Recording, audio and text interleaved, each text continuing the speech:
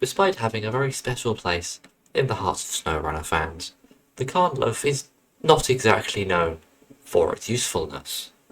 Its small wheels, narrow track width, and high centre of gravity mean that it's not exactly the most competent off-road, and it doesn't get all that much in the way of supplies. Until now. In the most recent update, we have received, among other things that are far less important, some buffs for the loaf. So here is my loaf before we dive into the new stuff. And let's have a look. First thing is that we have crawler suspension available. Visibly, you can see that it's not quite as high as the raised suspension. That's probably a good thing, because this thing is notoriously unstable. The crawler suspension will help massively with that. It has a lot more suspension travel, meaning that on rough terrain and on rocks and things, it will absorb the terrain rather than simply bouncing the vehicle around and making it fall over, as it famously likes to do. They have also buffed the tyre size. Instead of having 30-inch and 33-inch tyres, we now have 30-inch and 35-inch tyres. So I guess I did slightly lie when I said that I hadn't changed the loaf since the update, because the tyres changed size without me asking them to. The same thing happened to the centre of mass, which has been lowered. There is no way in game of me showing you, but that will also help its stability. However, the most exciting thing they have added to the loaf is the addition of stuff in the back. We now have an expanded trunk with parts, which contains 450 repair parts, 8 spare wheels, and 240 fuel. I do believe they have also slightly nerfed the roof rack to go along with this, but between the two of them, we have 600 repair parts, 10 spare wheels, and 380 fuel, which is a lot. According to the patch notes, they have also fixed colliders and fixed rear door hinges.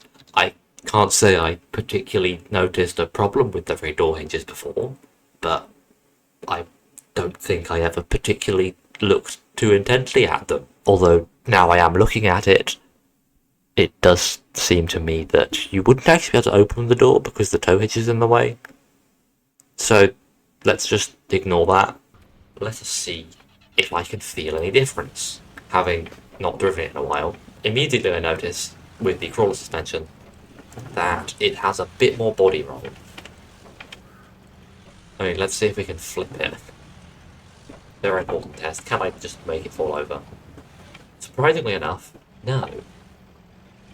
I imagine the centre of mass changes very much coming in clutch there, because it does kind of feel like it wants to fall over on roads now.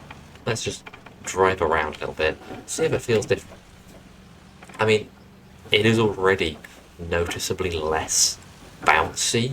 Like, obviously it's still a bit bouncy, it's a tiny little thing, but if you look at the suspension as we drive around, it's absorbing a lot more, rather than the raised suspension, which just kind of bounces you around a lot.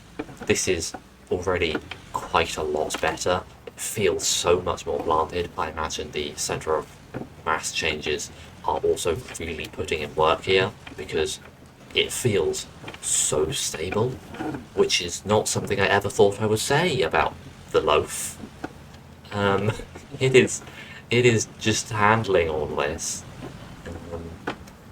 The tyres are only 2 inches bigger, so in terms of capabilities in mud, it's probably not going to be all that noticeable.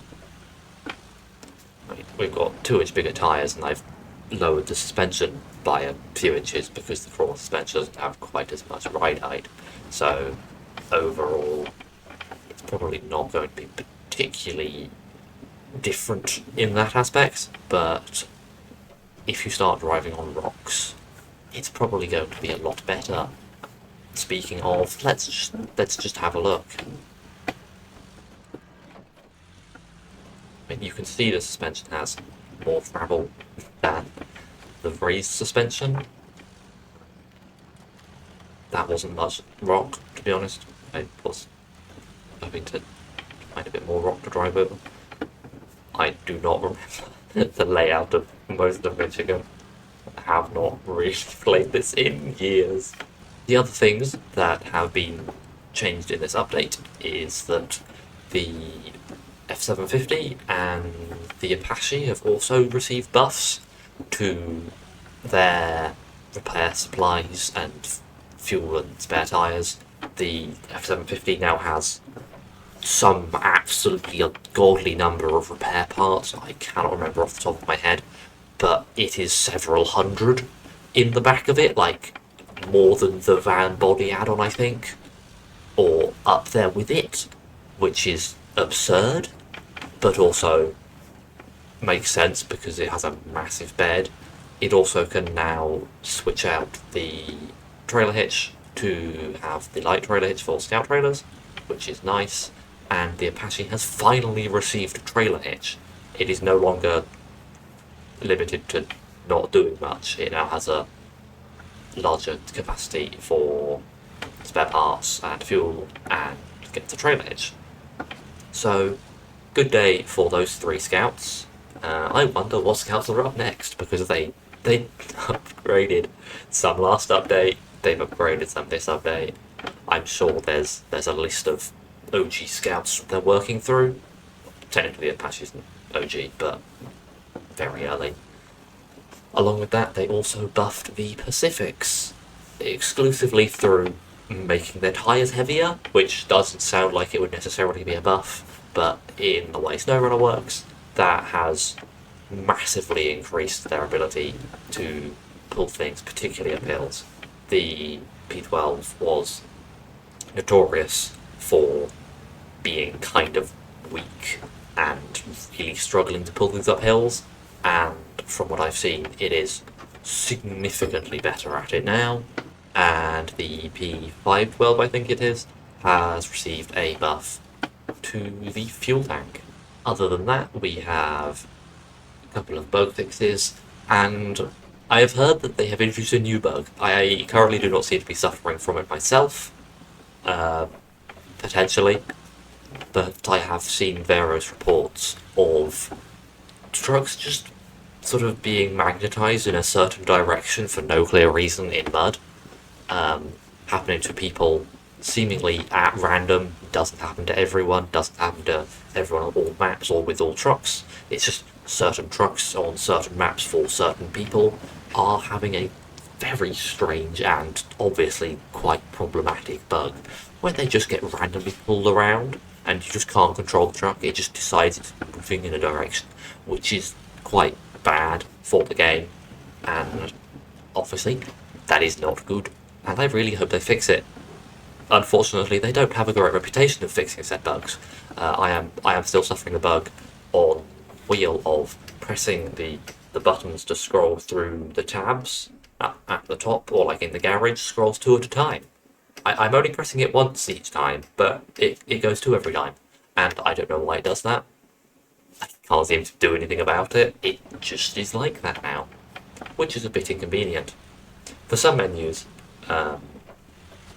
like the settings menu, because there's an odd number of tabs and it loops round, I can't get to all of them. With the garage, I have to switch to using mouse and keyboard to actually be able to access half the slots.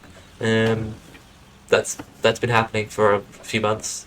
Yeah, average snow at a moment, but that's not important because we have loaf upgrades. The important thing is that the loaf is better now. Just driving it around there in the background, it does feel significantly more stable. I don't know the numbers on the centre of gravity change, but it does help, and the crawler suspension also does help. I very much would recommend you switch your loaf to crawler suspension, because I imagine that it's probably actually more stable than the stock suspension. Oh, also they added the DLC with 2 Mercedes trucks. They don't have custom add-ons, slightly disappointing, but, you know, they look cool enough. If you want to see me talk more about those, then let me know. But thank you for watching, don't get distracted, go subscribe now, and until next time, goodbye.